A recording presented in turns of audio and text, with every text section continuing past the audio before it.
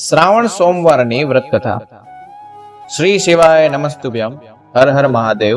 ઓમ નમઃ શિવાય. શ્રાવણ મહિનામાં સોમવારે ભગવાન શિવ અને માતા પાર્વતીની કથા અને શ્રાવણ સોમવારની કથા સાંભળવાથી અનંત શુભ ફળ મળે છે અને બધા મનુષ્યના પાપ અને મુશ્કેલીઓ દૂર થાય છે અને બધી મનોકામનાઓ પૂર્ણ પણ થાય છે.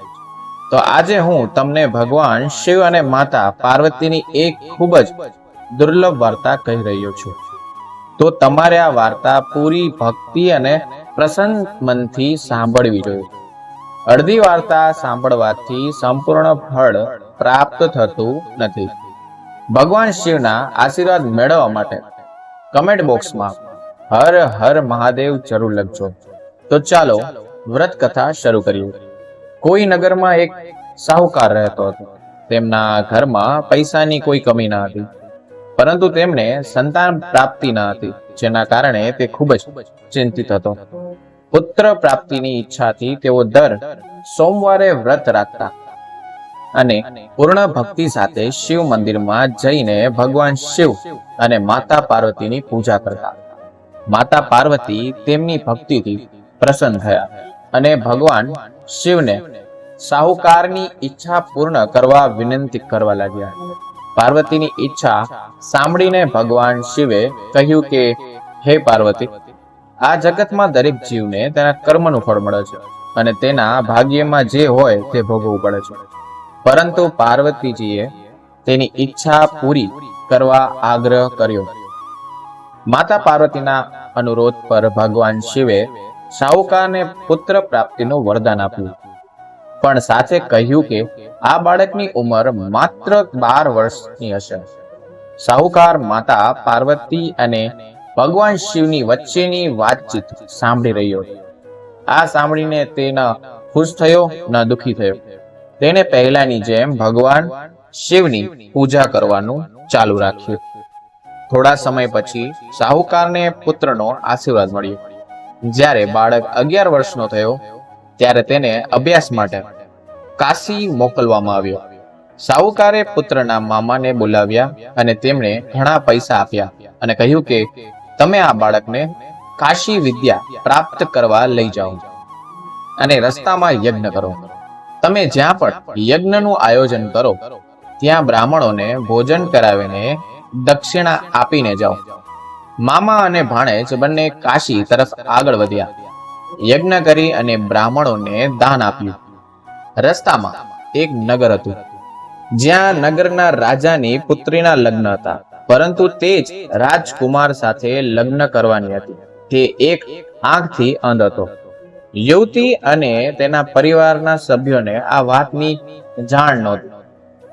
રાજકુમારે એ હકીકત છુપાવવા માટે એક યોજના વિચારી કે તેના પુત્રની એક આંખમાં દ્રષ્ટિ નથી.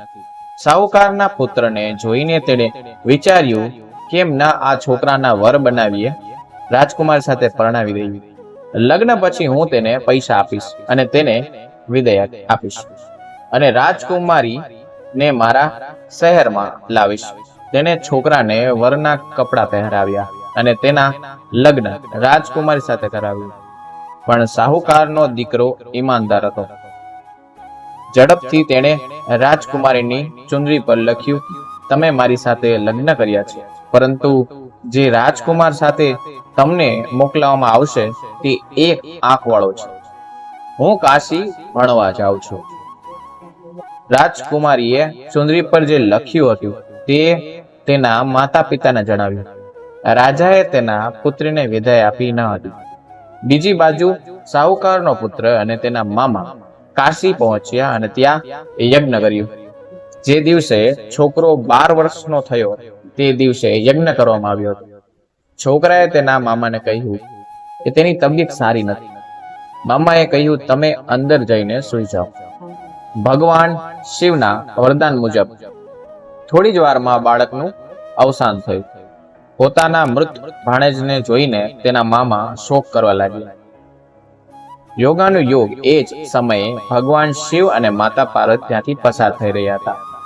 પાર્વતીએ ભગવાનને કહ્યું, સ્વામી, તેમના રડવાનો અવાજ આવે છે. હું સહન કરી શકતી નથી.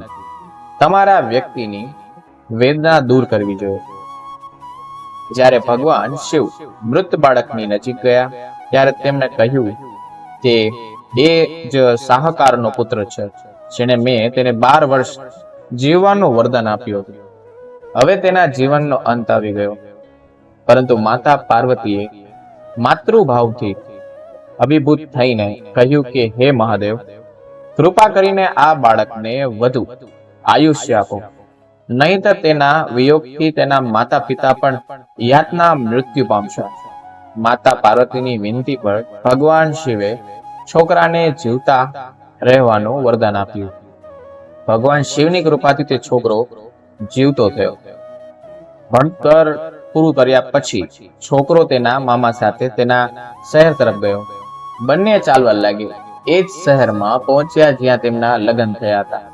તેણે તે શહેરમાં યજ્ઞનું આયોજન પણ કર્યું હતું. છોકરાના સસરાએ તેને ઓળખ્યો અને તેને મહેલમાં લઈ ગયો.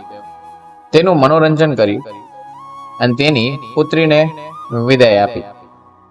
અહીં સાહુકાર અને તેની પત્ની ભૂખ્યા અને તરસ્યા પોતાના પુત્રનું આવવાની રાહ જોઈ રહ્યા હતા.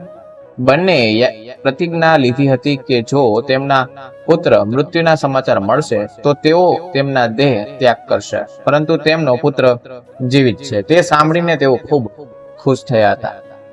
તે જ રાત્રે ભગવાન શિવ વેપારીના સ્વપ્નમાં દેખાયા અને કહ્યું, હું તમારા સોમવારના વ્રત અને વ્રતની કથા સાંભળવા પ્રસન્ન થયો છું, અને તે જ રીતે જે કોઈ સોમવારનું વ્રત કરી વ્રત કથા વાંચે છે અથવા સાંભળે છે તેનું દીર્ઘાયુ પ્રદાન હું કરીશ. તેના બધા દુઃખ દૂર હું કરીશ.